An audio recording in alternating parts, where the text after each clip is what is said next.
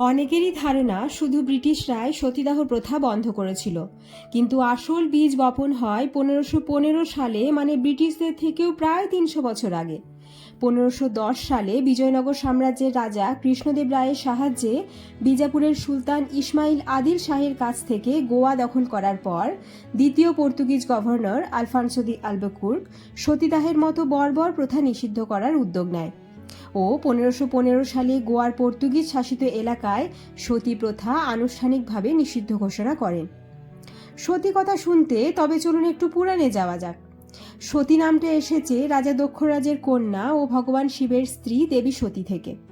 দেবী সতী শ্মশানবাসী শিবকে বিয়ে করার জন্য দক্ষরাজ সতীর সামনে শিবকে অপমান করলে তা সহ্য করতে না পেরে সতী আত্মহনন করেন।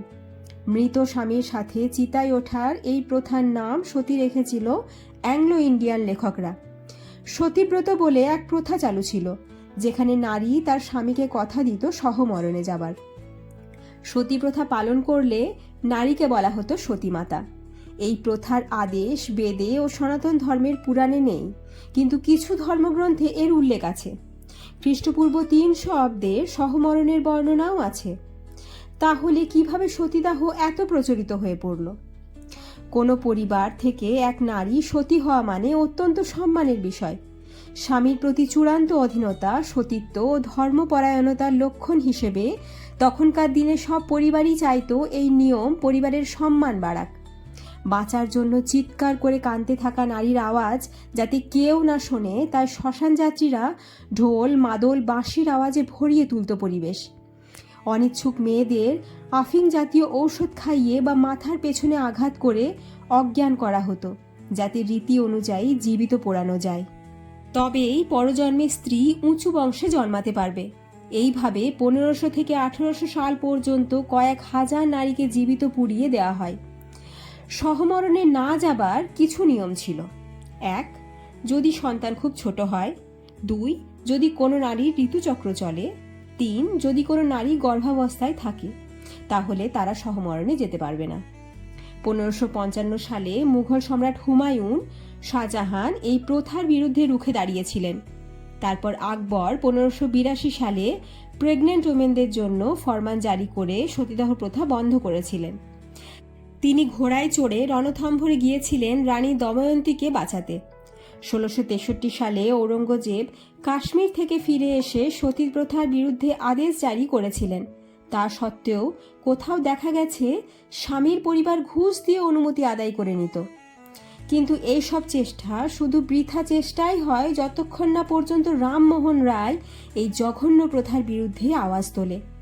মনে করা হয় কলকাতার প্রতিষ্ঠাতা জব চার্নক 1678 সালে বিহারে সতীদাহ থেকে উদ্ধার করা এক হিন্দু নারীকে বিয়ে করেছিলেন। ব্যাপটিস্ট মিশনারি উইলিয়াম কেরি 1799 সালে ইংল্যান্ড থেকে এসে এক নারীর সহমরণ দেখে তার আত্মা কেঁপে ওঠে। তাই ঠিক করেন এই নিয়ম বন্ধ না করা পর্যন্ত স্বস্তির নিঃশ্বাস ফেলবেন না। তিনি তার 2 সহকর্মী জোশু মার্সম্যান ও উইলিয়াম ওয়ার্ড মিলে সতী প্রথা বন্ধের জন্য তৎকালীন গভর্নর জেনারেল লর্ড ওয়েলেসলির কাছে এই নিয়মের বিবরণ দিয়ে সতীদাহ বিরোধী তথ্য লিখে পাঠান। রামমোহন রায় তার বৌদিকে জোর করে চিতায় তুলতে দেখে 1812 সালে সতীদাহ বিরোধী আন্দোলন শুরু করেন। শ্মশানে শ্মশানে ঘুরে তিনি মৃতের বাড়ির লোকজনকে বোঝানোর চেষ্টা চালিয়ে যান। ব্রহ্ম সমাজের প্রতিষ্ঠাতা হওয়ায় এই কাজ তার কাছে আরও সহজ হয়ে যায়। চার্লস মেটাকাফ উইলিয়াম বেন্টিংকে বলেন, ভারতে ইংরেজ রাজত্বের অবস্থা ভালো নয়, তাই এই প্রথা বন্ধ করলে বিদ্রোহ হতে পারে। কিন্তু বেন্টিংয়ের কাছে বিদ্রোহের চেয়ে বিধবার জীবন বেশি গুরুত্বপূর্ণ ছিল। 8ই ডিসেম্বর 1829 সালে লর্ড বেন্টিং আইন জারি করে সতীদাহ নিষিদ্ধ ও এর সাথে জড়িত ব্যক্তিদের ফৌজদারি আদালতে শাস্তির ব্যবস্থা করেন। এই আইন অনুবাদের দায়িত্ব দেয়া হয় উইলিয়াম কেরিকে। সেদিন কেরি তার চার্চ পিছনে রেখে এই অনুবাদকে আগে গুরুত্ব দিয়েছিলেন, যাতে তার দেরির জন্য একজন বিধবার প্রাণ গেলেও সেটা তার দায়। বাংলা, বিহার, উড়িষ্যার ধর্মাবলম্বী মানুষ পিটিশন করেন এই আইনের বিরুদ্ধে। এই বিষয় লন্ডনের প্রাইভি কাউন্সিলের কাছে পৌঁছালে রামমোহন উল্টে পিটিশন করেন। এইভাবে ভারতে এই প্রথা আইনতভাবে পুরোপুরি নিয়ন্ত্রণ করতে 1861 সাল পর্যন্ত সময় লেগে যায়। মহারাণা স্বরূপ সিংহ মারা গেলে তার স্ত্রী সহমরণে যেতে অস্বীকার করেন।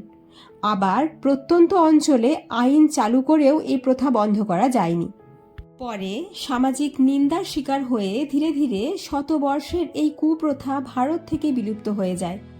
আইন দিয়ে সতীদাহ বন্ধ করা হলেও কিন্তু সমাজের মন থেকে এই প্রথা মুছতে লেগেছে আরও বহু বছর। এমন আরও অজানা ইতিহাস জানতে লাইক ও শেয়ার করে পাশে থাকুন।